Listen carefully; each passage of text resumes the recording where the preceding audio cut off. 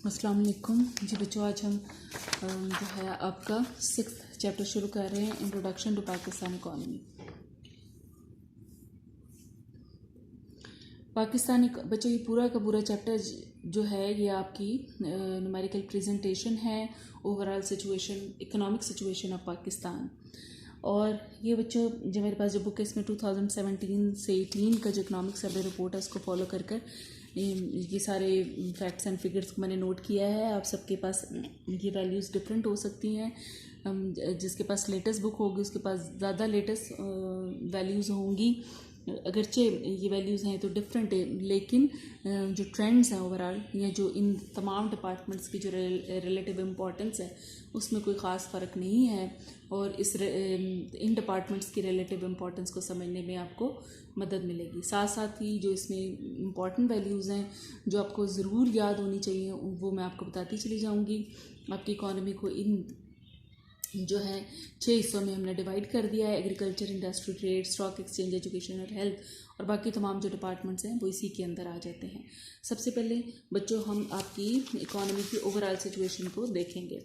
जो following the economic survey report of 2017 से 2018 जो आपका जीडीपी ग्रोथ रेट है एनुअल दैट इज़ 5.8% और एग्रीकल्चर ग्रोथ रेट जो है दैट इज़ 3.81%।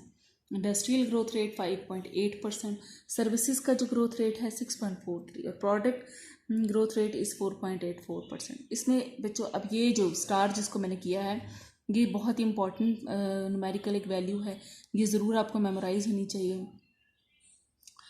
फिर उसके बाद क्या है कि जीडीपी के अंदर जो शेयर कितना है वो कहते हैं कि सर्विसेज सेक्टर जो है that is bigger than product sector और 60.23% of GDP come from the services sector and 39.77% of the GDP come from the product sector.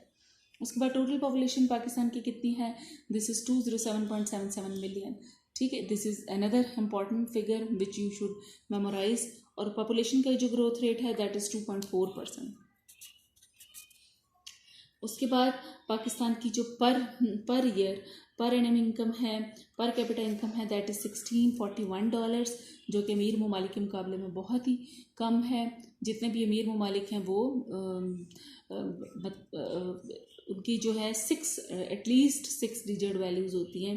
ठीक है, और हमारी जो है वो ओनली $1641 है। उसके बाद सेविंग रेट क्या है, पाकिस्तान के अंदर 13.1% of GDP saved and 15.78% of GDP is invested. Literacy rate in Pakistan is 58%, 61.04 million is labor force and 57.42 million are employed. So the gap shows the unemployment. उसके बाद बच्चों इन्फ्लेशन रेट पाकिस्तान के अंदर जो है that is 3.8%, overall inflation is 3.8%, food inflation is 2% and non food inflation is 3.14% and core inflation is 5.4%। ठीक है, ये CPI क्या होता है, कंज्यूमर प्राइस इंडेक्स। जो बच्चे स्टार्ट पढ़ते हैं वो जानते हैं कि कंज्यूमर प्राइस इंडेक्स के अंदर क्या है, कोई 100+ चीज़ें हैं जिनको जो बेसिक नेसेसिटीज़ ऑफ लाइफ से जिनका ताल्लुक़ है और वो उस ग्रुप के ऊपर इंडेक्स नंबर लगाया जाता है।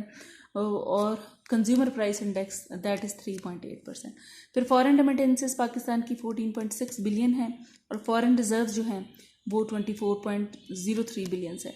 एक्सटर्नल डेट पाकिस्तान का 7382 बिलियंस और ये कितना है, ये 65.5% ऑफ जीडीपी बन जाता है। अब ये एक इम्पॉर्टेंट वैल्यू है जिसको आप आराम से याद कर सकते हैं, ये एक इम्पॉर्टेंट वैल्यू है जिसको आप आराम से मेमोराइज कर सकते हैं।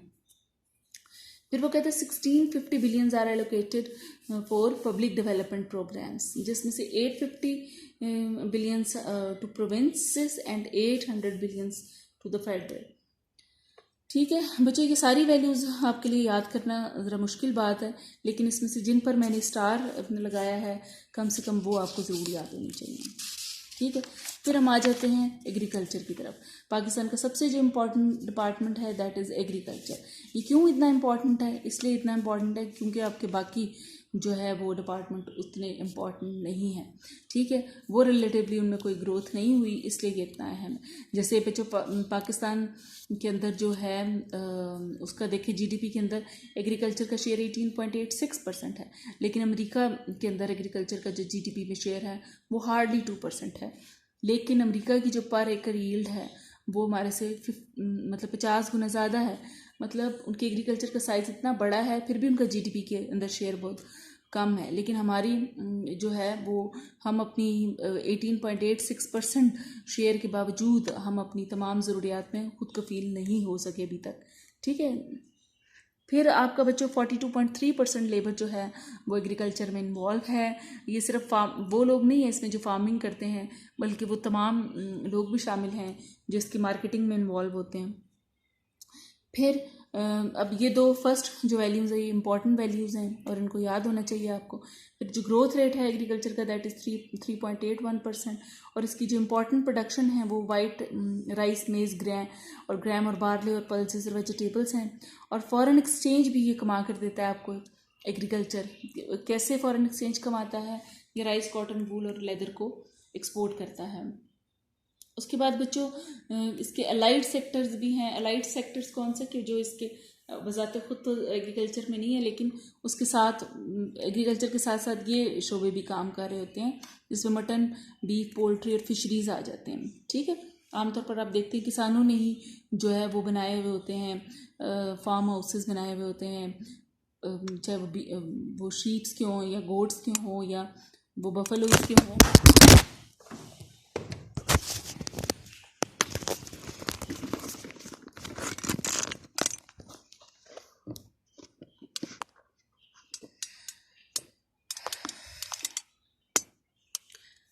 तो बच्चों ये सारी एलाइड सेक्टर जो है वो लाइव स्टॉक्स हैं।